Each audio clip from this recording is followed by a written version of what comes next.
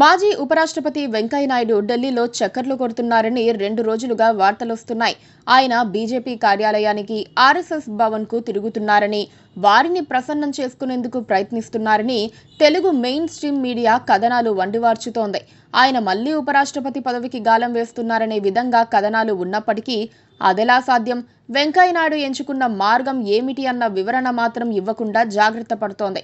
అయితే వెంకయ్య సరికొత్త సమీకరణాలతోనే ఢిల్లీలో అడుగుపెట్టినట్లు చెబుతున్నారు.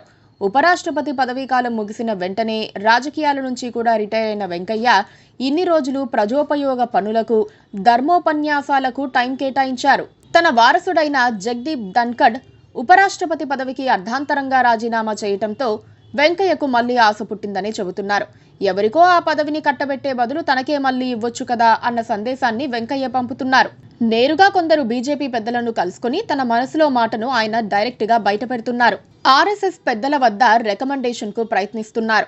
వెంకయ్యనాయుడు సుప్రీంకోర్టు మాజీ ప్రధాన న్యాయమూర్తి జస్టిస్ ఎన్వి రమణను తన వెంట తీసుకెళ్తున్నారని సమాచారం. తెలంగాణ మంత్రి తుమ్మల నాగేశ్వరరావు సహా ఒకరిద్దరు కమ్మ ప్రముఖులను సైతం తీసుకెళ్లి 2 తెలుగు రాష్ట్రాల్లో తనకు బలముందని నిరూపించేందుకు ఆయన ప్రయత్నిస్తున్నారు.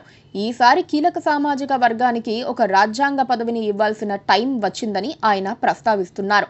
తమ కులానికి కేవలం కేంద్ర సహాయ మంత్రి పదవి మాత్రమే ఉందని, రాజకీయాల్లో తమ బలానికి, ఆర్థికంగా దేశానికి చేసిన సేవలకు అది సరిపోదని, మళ్లీ ఉపరాష్ట్రపతి పదవి ఇస్తేనే న్యాయం చేసినట్లవుతుందని వెంకయ్యనాయుడు పలువురి వద్ద వాదిస్తున్నారట. తనకు ఇవ్వడం కుదరకపోతే కనీసం జస్టిస్ ఎన్వి రమణకు ఉపరాష్ట్రపతి పదవి ఇవ్వటం సమంజసమని ఆయన చెబుతున్నారట. 8 ఏళ్ల క్రితం వెంకయ్యనాయుడుకు ఉపరాష్ట్రపతి పదవి ఆఫర్ వచ్చినప్పుడు ఆయన అయిష్టంగానే అంగీకరించారు. అప్పటికే కేంద్ర మంత్రి పదవిలో ఉన్న వెంకయ్య బీజేపీలో అత్యంత సీనియర్ నేత. మోదీ కంటే కూడా సీనియర్గా ఉన్న వెంకయ్య గత్యంతరం లేని పరిస్థితుల్లోనే ప్రధానితో సర్దుకుపోయారు. అకస్మాత్తుగా ఉపరాష్ట్రపతి అభ్యర్థిగా ప్రకటించినప్పుడు కూడా వేరు గత్యంతరం లేక ఆయన ఒప్పుకున్నారు. 6 ఏళ్ల పాటు తన పదవీ కాలంలో ఆయన ఎలాంటి వివాదాలు లేకుండా చూసుకున్నారు. మోదీ, అమిత్ షా ఆయనకు మరోమారు అవకాశం ఇవ్వకుండా పశ్చిమ బెంగాల్ గవర్నర్గా ఉన్న ధన్ఖడ్ను తెచ్చి ఢిల్లీలో కూర్చోబెట్టుకున్నారు. ఆయన అర్ధాంతరంగా రాజీనామా చేసి వెళ్లిపోవడంతో ఖాళీ అయిన స్థానంలో ఎవరిని నియమించాలన్న ప్రశ్న తలెత్తింది. 2 ఏళ్లకు పైగా ఇంట్లో కూర్చున్న వెంకయ్యకు రాజ్యాంగ పదవి ఉంటే కలిగే ప్రయోజనాలు, లభించే గౌరవం అర్థమయ్యాయి. తన హోదా కూడా పెరుగుతుందని ఆయన గుర్తించారు. అందుకే ఎవరికో ఉపరాష్ట్రపతి పదవి ఇచ్చే బదులు మళ్లీ తనకే ఇస్తే బీజేపీకి అనుకూలంగా ఉంటానని ఆయన చెప్పుకుంటున్నారు. పైగా మోదీపై కూడా విపక్షాల నుంచి ఒత్తిడి ఉన్న నేపథ్యంలో రాజ్యసభ వేదికగా ప్రభుత్వానికి తన పూర్తి మద్దతు ఉంటుందని వెంకయ్య లెక్కలు చెబుతున్నారట. తను పదవిని సాధించేందుకు వీలుగా పావులు కదుపుతున్నారని వెంకయ్య రాజకీయాలు తెలిసిన వాళ్లు అంటున్నారు.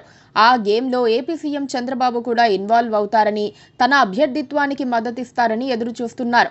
లేని పక్షంలో జస్టిస్ ఎన్వి రమణకు అవకాశం వచ్చినా పర్వాలేదని, ఆయన కూడా సమర్థుడేనని వెంకయ్య సర్దుకుపోతున్నారట. మరి ఆయన గేమ్ సక్సెస్ అవుతుందో లేదో చూడాలి. Please subscribe to KTV Telugu. KTV Telugu. KTV